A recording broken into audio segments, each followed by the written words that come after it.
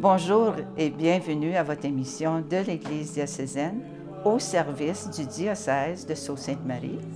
Et aujourd'hui, je suis accompagnée de Monseigneur Dowd, encore une fois, 2 fois dans un mois, Monseigneur. Imagine, pauvre téléspectateur. Alors ici, Yolande Clément, encore une fois, et notre émission aujourd'hui porte sur le Jubilé 2025. Cette année, et avec le thème de Pèlerin d'espérance, et nous allons parler de certains événements également autour de ce jubilé. Alors, Monseigneur, quelle année que l'Église catholique va avoir cette année? C'est incroyable, tout ce qui se planifie. Mais avant d'aller dans vos 2 lettres pastorales que vous avez rédigées en vue du jubilé, cette année sainte ne revient pas à chaque année, mais plutôt à chaque 25 ans. Et c'est peut-être une raison pour laquelle on ne la connaît pas tellement bien. Alors peut-être nous expliquer aux gens à l'écoute de façon simple, c'est quoi le Jubilé 2025? C'est parfait. Alors, dans la Bible, dans l'Ancien Testament, vous savez, le chiffre 7 est très important parce que la semaine, il y a 7 jours, puis pour les Juifs, le samedi, c'est la journée sainte, c'est le jour de repos.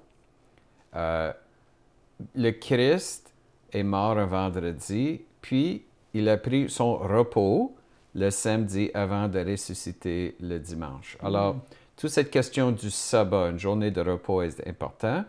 Et le peuple juif avait l'idée des multiplications. Alors, 7 fois 7 fait 49, plus 1, c'est 50.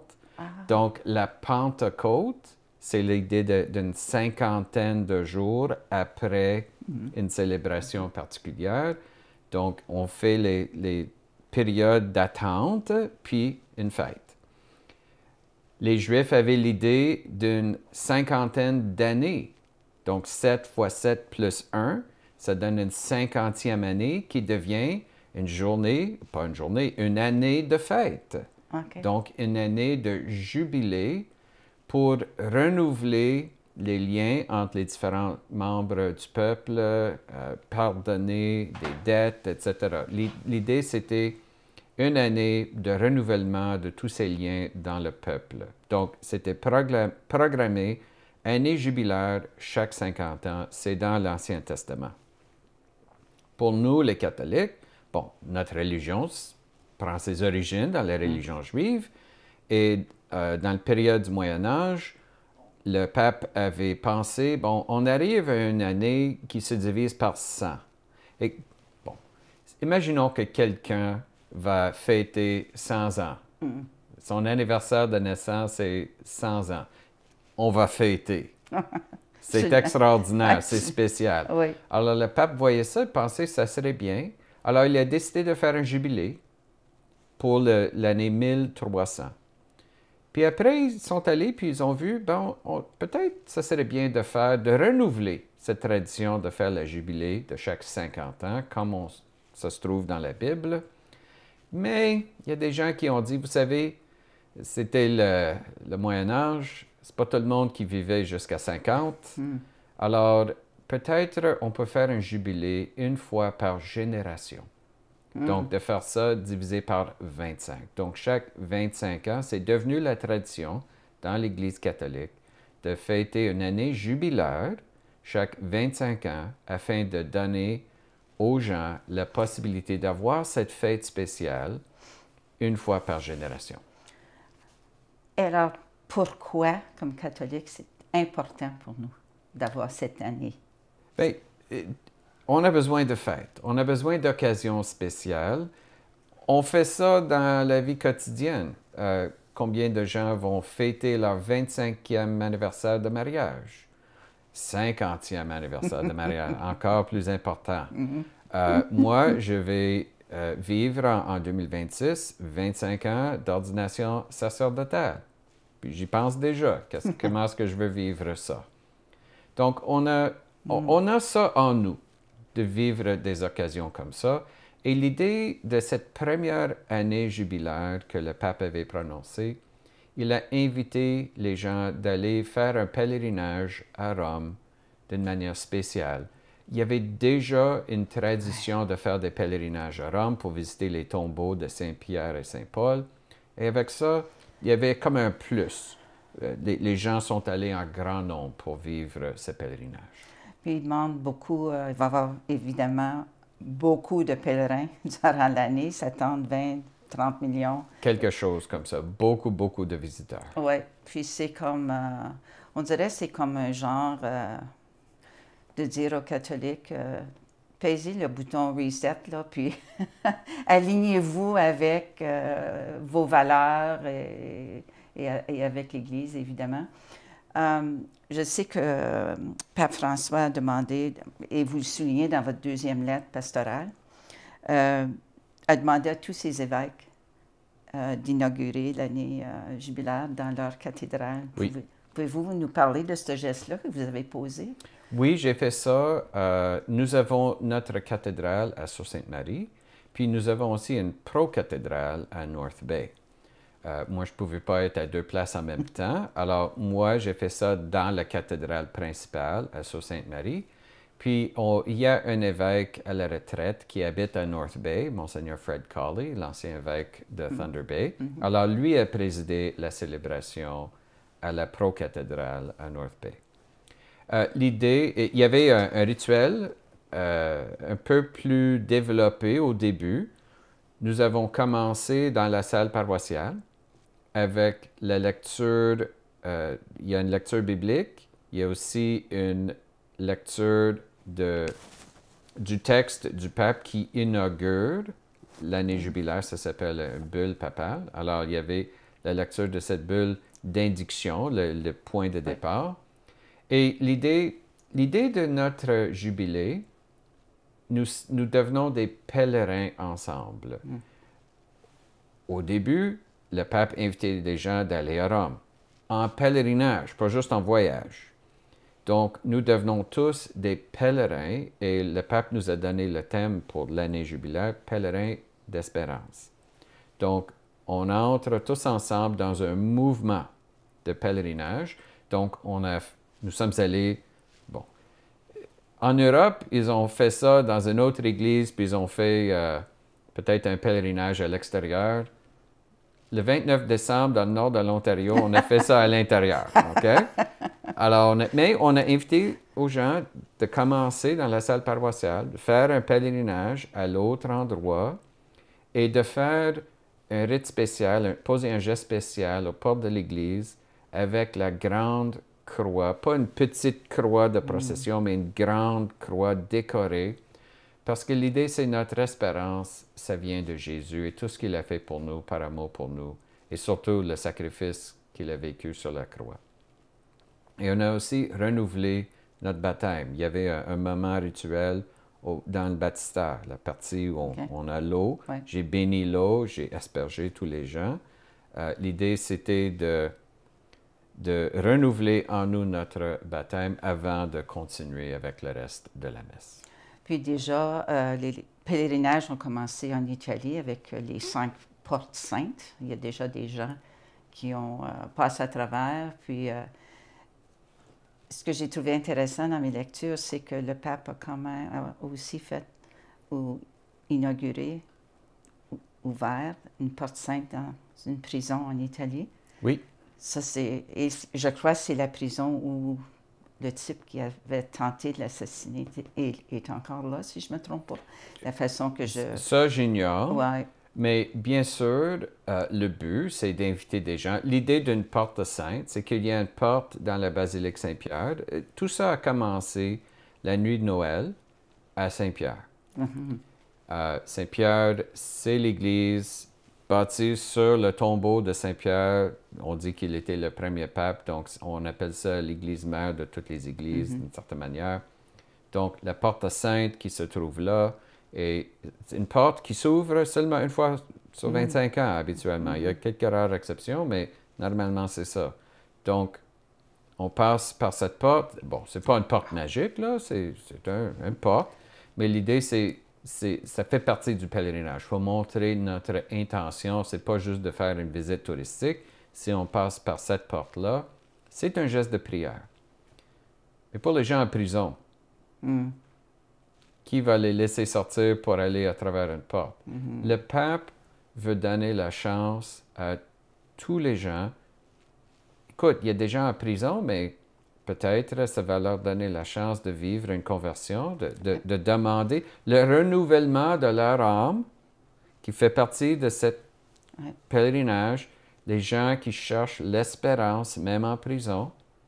Donc, s'ils ne peuvent pas sortir de prison pour aller vers la Porte Sainte, bon, ils amènent à la Porte Sainte en prison.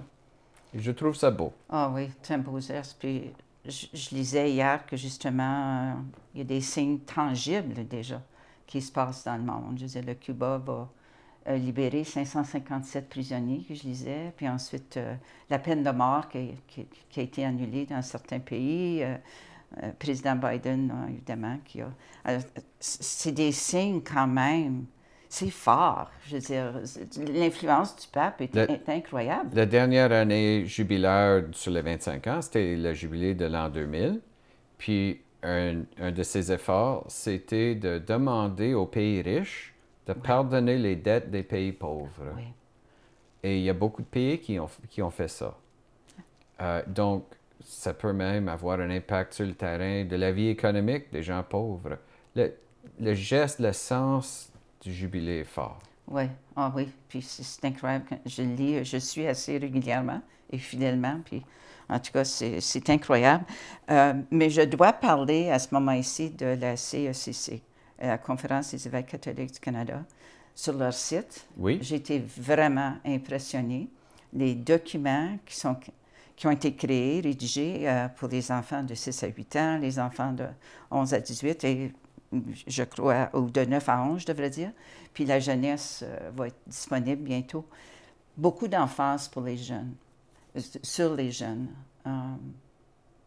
Pourquoi vous pensez que ce geste est tellement fort? Moi, bon, je l'ai dit en d'autres occasions, je le répète, je suis convaincu que pas juste l'Église, mais le monde entier vit une crise, pas une crise de la foi. C'est vrai qu'on voit moins de gens dans nos églises, par exemple, le dimanche. Mais on ne peut pas dire que c'est une crise de la foi. Moi, je pense que c'est une crise d'espérance. Beaucoup de jeunes, ils se posent la question, je fais quoi dans ma vie et c'est quoi mon avenir? Pour toutes sortes de raisons, spirituelles et autres. Et donc, chercher cette espérance est important. Et voilà pourquoi il y a un focus. Il y a toutes sortes de jubilés pour des groupes différents. Il y aura le jubilé des grands-parents, pas juste le jubilé des jeunes. Mais les jeunes, ils ont ce désir et cette capacité de vivre des pèlerinages. Donc, il y aura une sorte de mini JMJ à Rome. Moi, je vais participer à ça.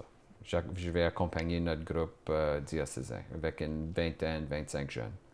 Wow! Alors, vous allez faire partie des 20 à 30 millions. Je vais faire mon backpack, puis... Puis je lisais ce matin que c'est la journée, le jubilé des communications, je crois. World Media, en tout cas, je lisais l'article. C'est tellement de choses. Il y a tellement de choses. Même au point, on parle du nombre de personnes qui vont être là aussi. Le pape a même invité les gens, les Italiens, d'ouvrir leurs portes parce qu'ils pensent qu'il n'y aura pas assez de place pour héberger tous ces gens-là. Tous les gens qui ont un Airbnb vont faire de l'argent, c'est ça. Ici, à ce moment ici, j'aimerais parler de votre deuxième lettre, qui s'intitule, si je ne me trompe pas, « Devenir comme Dieu ». Mais avant d'aller là, expliquez-nous, où prenez-vous le temps pour écrire? Je mijote ces idées depuis longtemps, c'est sûr. En blague, je dis que j'écris mes textes entre minuit et 12 heures du matin. Alors, non, il faut faire le temps. C'est aussi simple que ça. Et je commence à rédiger un texte avec bon, quelques idées sur papier, puis tranquillement, je développe ça. Mais je fais beaucoup de prières en les faisant. J'essaie de demander, OK. Et j'ai un plan de développement. Je veux écrire plusieurs textes. Je veux que ça soit comme des textes qui nous accompagnent pendant l'année jubilaire et nous aident à redécouvrir cette espérance. Votre idée de la question de joie et de sens de vie, c'était quand même assez fort dans votre lettre. Très clair pour les gens et j'invite les gens à l'écoute d'aller sur le site web du diocèse pour relire ces lettres-là. Ce ne sont pas, c'est pas une demi-page. Les lettres sont longues, mais c'est quand même et avec vos questions de réflexion à la fin. C'est pas nécessaire de tout lire d'un coup mais de retourner et nous autres de mijoter, donner la chance de mijoter. Les lettres sont moins longues que les lettres du pape. Ah oui? Mais je crois que quand même, les textes sont substantiels. Mais il y a quelque chose aussi qui m'a frappé dans votre deuxième lettre. Vous parlez du sens de la divinisation. Oui. Cette partie-là m'a vraiment intriguée et je cite, « Si nous ne pouvons pas être divins, nous pouvons être infiniment divinisés. » Oui. S'il vous plaît, nous expliquer comment nous pouvons être divinisés. L'idée, c'est on ne peut pas devenir un autre Dieu. Il y a un Dieu, on n'est pas Dieu, on ne peut pas devenir un autre Dieu. Mais Dieu peut mettre sa vie en nous. C'est comme, c'est quoi le plus grand nombre? Il n'y a pas? Il n'y en a pas, c'est infini. On peut prendre, c'est ça, on peut prendre un chiffre et toujours ajouter un. Donc, notre âme, c'est comme un contenant, on peut mettre, imaginons qu'on pouvait mettre de l'eau, mais que le contenant pouvait toujours grandir en même temps. Donc, à n'importe quel moment, la quantité est limitée, mais peut toujours grandir vers l'infini. Alors, la présence de Dieu en nous est toujours limitée. On n'est pas Dieu. Seulement Dieu est infini par nature. Mais notre âme a une capacité de s'élargir toujours plus grande. Il n'y a aucune limite à cette capacité de s'élargir. Donc, on est divinisable. On peut toujours avoir de plus en plus cette présence de Dieu en nous. Vous avez parlé de ça lors de notre émission sur le libre arbitre, comment l'amour ne peut pas rester. Mais c'est exactement ça. Deux personnes qui s'aiment. L'exemple que je donne souvent, un couple, puis un membre dit à l'autre, « Je t'aime, mais je pense que je t'aime assez. » Bien, le moment où on dit ça, que c'est assez, c'est fini, je suis arrivé en limite, puis après ça, ça ne m'intéresse pas de grandir, on sait que l'amour commence à mourir. Dieu est amour. Donc, si on aime Dieu et Dieu nous aime, il faut que cet amour, la présence de Dieu qui est amour, grandisse. Le moment où on dit « j'aime Dieu assez », on ne l'aime plus. Heureusement, Dieu ne dit jamais à nous « je t'aime assez ». Et quel bon moment durant l'année jubilée 2025 d'avoir une occasion d'alimenter notre foi et notre amour envers notre prochain. Je veux dire, toutes les occasions sont là. On a parlé de signes tangibles de l'espérance avec la libération des prisonniers, le pardon. Mais qu'est-ce qu'on peut faire comme geste individuel dans notre maison, dans notre chez nous, pour vraiment vivre le jubilé 2025? Tout point de départ, c'est la prière. Pour n'importe quoi dans l'Église, on met ça devant Dieu par la prière. Il y a une prière spéciale de la Jubilée. Donc, je recommande à tous les catholiques de prier ça régulièrement, en communauté, en paroisse, mais aussi individuellement. Et c'est le vrai point de départ. Après ça, il y a la possibilité que le pape mentionne dans sa lettre de faire des pèlerinages. Il y a toutes sortes de gestes liés à la Jubilée. lire mes lettres pastorales, bien sûr, ça fait partie de ça. Absolument. Oui, oui, oui. Et surtout, et une chose que je vais demander à toutes nos paroisses de faire, 2025, c'est aussi le 1700e anniversaire de la Concile de Nicée. C'est le premier concile œcuménique qui a... de ça, on a le credo de Nicée-Constantinople qu'on peut utiliser à la messe. Je vais demander à tous nos paroisses d'utiliser ce credo, uniquement ce credo, au lieu de l'autre, pendant cette année jubilaire, afin de montrer notre lien avec nos ancêtres dans la foi. Intéressant. Je sais, en parlant de paroisse, dans notre paroisse, on a été chanceux, on a été bénis parce qu'on l'a demandé. On a eu des copies de votre lettre pastorale. Puis, je peux vous dire que 2 fois, il n'en restait plus. Alors, les gens les ont ramassés, en parlent. Puis, il y a beaucoup à digérer dans vos lettres, comme les questions à la fin que vous demandez Voilà une aux autre gens. option, pas juste individuellement, mais en groupe, de réfléchir sur les questions et d'avoir des discussions. Je viens de faire une présentation à une paroisse à North Bay avant-hier, puis on a utilisé des questions pour les groupes de discussion par après. Aussi, un bon temps aussi pour le pardon Oui, oui, absolument. dans les familles. Le pardon dans les familles, demander le sacrement de réconciliation, la confession, ça fait partie de ça aussi. L'idée, c'est un point de départ nouveau, spirituellement, dans nos familles, dans toutes nos relations. Intéressant comme dans nos familles, on parle toujours, il y a toujours... il disait même, je lisais un article durant les fêtes, il y a toujours des choses qui sont prononcées durant le temps des fêtes, que c'est pas toujours nos opinions et comment qu'on peut... C'est important de... C'est pas important comme... pardonner, là, de Oui. juste d'aller par-dessus. Je ne sais pas si vous vouliez ajouter quelque chose, peut-être nous donner un petit aperçu de votre 3e lettre pastorale aujourd'hui, sans trop dévoiler. Ça va toucher la question de l'unité entre tous les chrétiens.